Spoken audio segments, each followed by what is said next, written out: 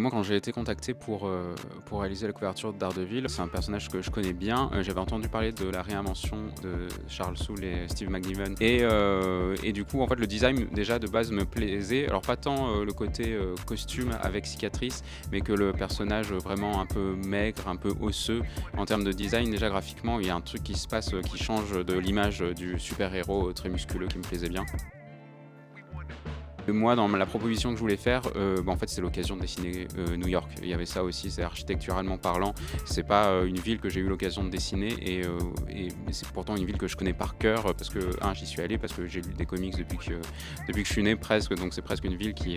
dans lequel je peux me repérer et donc il y avait cette envie d'avoir à la fois donc le côté, très, isolé, vraiment sur la fin de Matt Murdock d'un côté et puis la ville dans tout ce qu'elle a de grouillant, de l'autre et d'avoir un peu un jeu d'équilibre entre les 2 et c'est pour ça que l'image est presque séparée en 2 entre Daredevil comme ça sur